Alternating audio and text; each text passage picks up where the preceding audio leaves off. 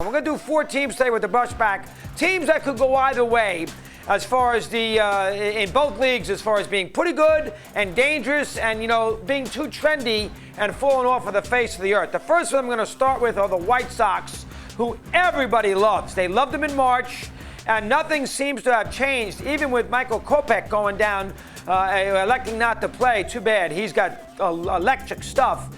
Nobody thinks that the White Sox are going to have a bad year. Everybody loves them in the American League Central. And the thing that worries me about that is when everybody loves a team, it never works out. In all the sports, these trendy teams, and the White Sox are, if nothing else, they're trendy, and that's dangerous. Listen, they got a lot of offense. They got a good blend of young player and old player. They made a lot of moves as far as the offseason is concerned. Keuchel for the staff, Grandal behind the plate.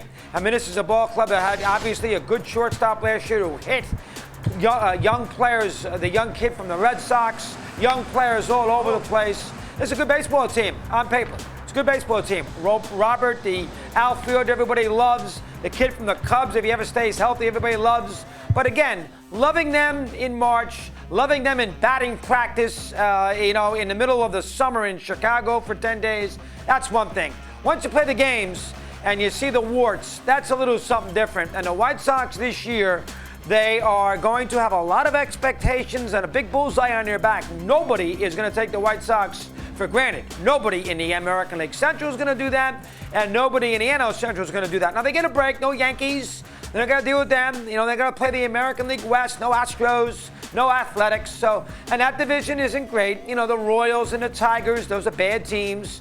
The Pirates, they get a crack at it. It's a bad baseball team. So, they will take advantage of an easier schedule.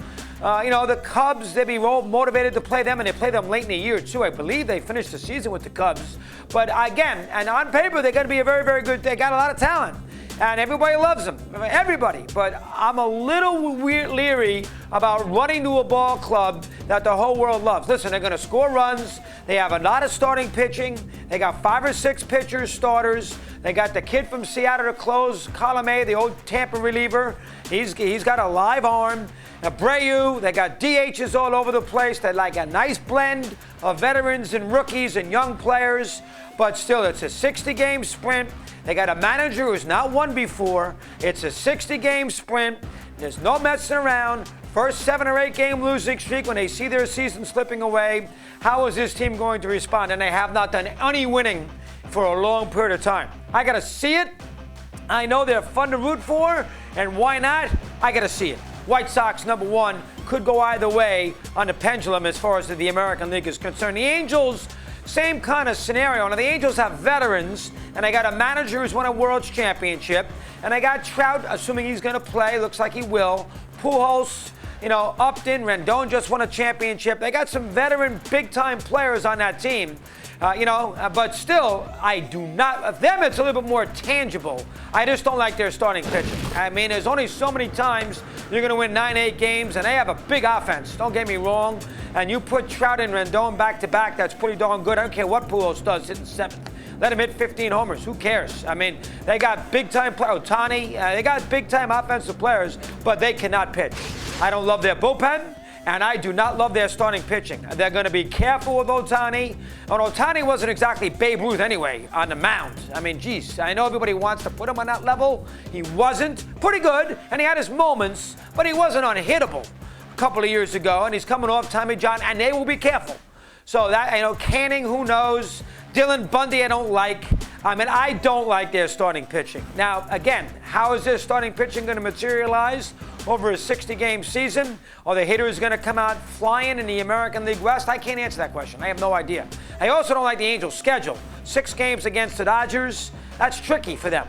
That's not that easy. I mean, again, the other Western teams are not that difficult, but they have Houston plenty. They got the Dodgers plenty. I mean, they got 16 games, and they got the A's. So they got 26 games against the A's, Houston, and L.A. Half their schedule against 3 good teams. So that would worry me a little bit about the Angels. I just don't like their starting pitching. I don't like their bullpen either. I don't think, now maybe it's not going to be as bad in a 60-game sprint, and they can figure out a way to mix and match to get them through a shorter season that's not going to wear them out over 162. That is possible, but I think their pitching at the end will be their undoing. So that's number 2 in the American League. The Reds, of course, and the Diamondbacks, the 2 teams in the National League. The Reds first. See, the thing I like about the Reds is they have good pitching. It's not as good as the MLB.com people think that put them the 3rd best staff in the sport. But with Castillo, maybe an effective Bauer, Sonny Gray, there's pitching there. And if you can pitch, you know what? They should score some runs. I know their offense has been very erratic and, underachieving, but they added some components to that ballpark. They got a good infield. I mean, geez, they have a lot of, they don't even know what to do about a DH spot. I mean, they got a lot of offense. They should hit enough. Moustakas will be a factor. They bring Castellanos in. I mean, they should score some runs, and I like their starting pitching. So out of all the 3 teams so far, I think Cincinnati, in a division that is not powerful, it's not like the Yankees are sitting there. It's not like the Dodgers are sitting there. 2 teams they don't play this year. I mean, it's a division that they should be able to navigate. There's not a great team in the NL Central. So, if you're around 34-26, you should be right there in the mix to win it. So, and I think the Reds have the chance to do that. Do I love their bullpen? No, but I have pretty good starting pitching. I think they're going to hit enough. I think the Reds can be pretty good there. Made some moves. They've spent money. Let's give Cincinnati a little credit. The Diamondbacks are a team. He's a good manager. They overachieve a lot. He had mix and match with his offense. He's got some good offensive players. They didn't fall apart when they traded Goldschmidt last year. Bumgarner were able to do something to their rotation. Robbie Ray's still sitting there. I think the Diamondbacks, now they're in a bad division because they can't win it, theoretically, with the Dodgers. I'm assuming the Dodgers will be as good in 60 as they would have been in 162. So they probably can't win the division, which means they're playing for a wild card spot. And that's that's where the chips fall in the NL West. But I think the Diamondbacks will be pretty competitive. I think that team will be pretty feisty. Marte, fresh landing spot. Greener pastures. He might, new venue. He might play pretty well. They'll figure out a way to score enough runs. Escobar's a pretty good player. I mean, they'll do a decent, Lamb. I mean, I think that Lovullo will figure out a way to score some runs. Bumgarner, he knows how to win. And obviously, Robbie Ray's had some effectiveness in the past. Bradley will be their closer. That team could be pretty good. Now, the problem with that team is pretty good in that division is, 33-27, and I'm not sure if that's going to get you into the postseason. And then, they're not winning the NL West, theoretically. But the Diamondbacks will be pretty competitive. I don't think they're going to collapse. So I like Arizona and Cincinnati. I like those teams a little bit more to be an upside, to be a postseason threat. The Angels without their pitching, and I don't like trendy teams. And that's what the White Sox are. That's what concerns me as far as the American League is concerned. All right, let's get Bruce Shine's thoughts on the same topic as he says hello. Brucey, take it away, pal. What do you have? All right, Christopher, I got an interesting quartet of teams here for you. Listen, they're gutty, they're gritty, they got the most underrated manager in the sport, Craig Counsell. I'm not so sure about the Brewers, though.